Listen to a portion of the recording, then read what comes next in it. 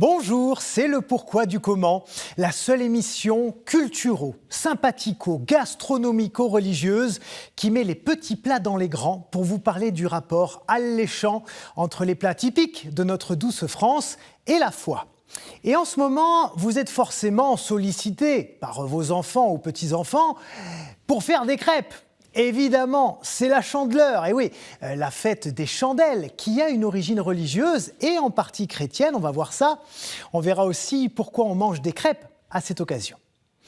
La Chandeleur trouve son origine dans un mélange de traditions païennes et religieuses. Au commencement, il y a une antique coutume romaine, les Lupercales. C'est la fin de l'année romaine.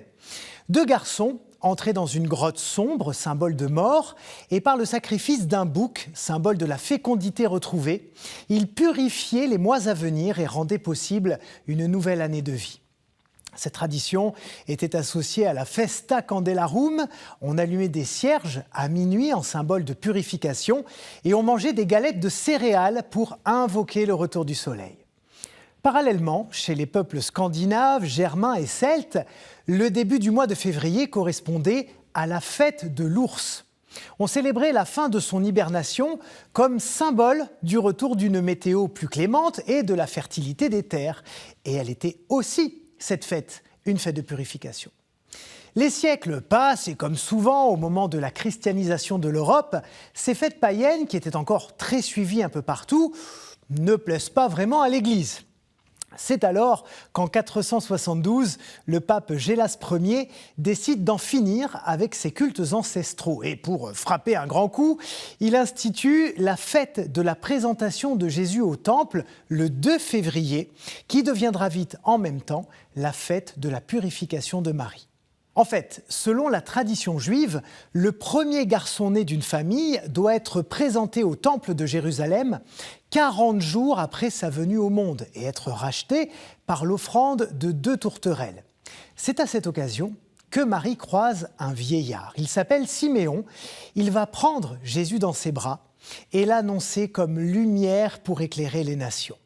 Et si vous êtes bon en calcul, 40 jours après Noël, ça fait le 2 février. Pile poil.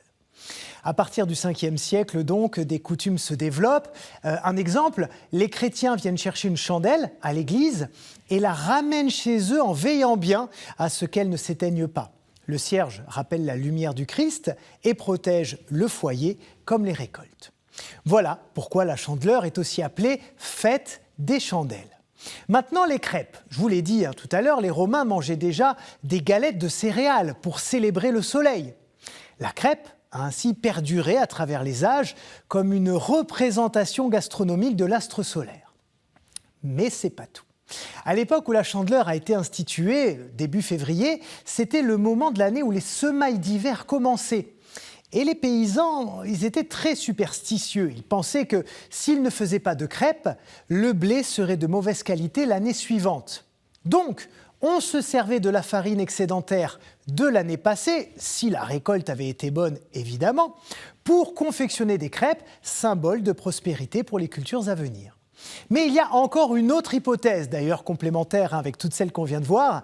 Il se dit aussi que le fameux pape Gélas Ier récompensait les pèlerins venus déposer des chandelles à Rome en leur offrant des crêpes. Toutes ces traditions expliquent donc pourquoi on en fait à la Chandeleur, selon la croyance populaire, donc pour s'apporter chance et bonheur toute l'année. Sur ce, chers amis, je vous laisse. J'ai moi aussi quelques crêpes à aller faire sauter de la main droite, c'est super important, avec une pièce dans la main gauche. Oui, c'est comme ça qu'il faut faire pour avoir plein de sous, de joie et de prospérité tous ces prochains mois. À la semaine prochaine pour de nouvelles aventures. Ciao.